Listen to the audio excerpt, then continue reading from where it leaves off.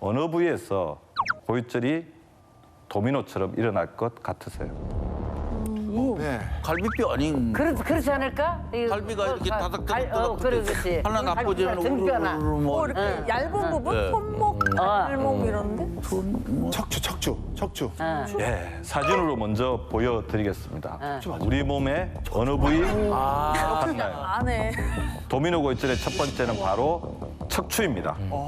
척추는 이제 신체의 뒷부분, 중심적인 부분을 지지하는 뼈로 뼈대가 길고 목부터 등, 허리까지 뼈가 총 33개도 뼈마디가 굉장히 많은 만큼 약간의 외상이나 눌리는 힘만으로도 고혈절이 발생하기가 쉬운 부위입니다.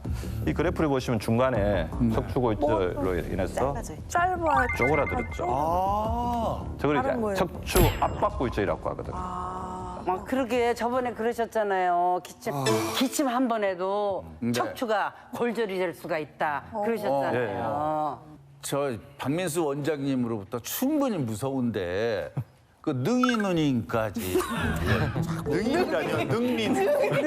아니야. 여기 와서 다녔어요. 박쌤이 그랬다니까.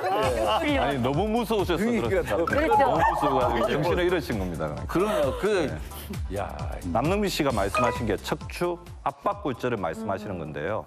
고위다공증으로 인해서 골밀도가 급격히 줄어들게 되면 실제로 그런 경우가 비일비재하게 생기게 됩니다. 특히 척추 골절의 어떤 위험성이 가장 심각해지는 노년층에 그런 일이 아주 많아져요. 그럼 이제 일상생활하는데 굉장히 지장을 주게 되죠. 재채기 한 번에 어떤 분은 설거지하다가 심한 경우에는 앉다가 이제 그런 경우가 생기고 앉다가 이제 그런 경우가 생기고 수가 있는 거죠. 바닥에 예. 앉거나 하다가. 이게 남의 얘기가 아니에요. 남자들도 남의 얘기가 아니에요. 맞아. 사실은 골다공증이 이렇게 무섭다는 걸 예. 다시 한번 뼈저리게 느낍니다.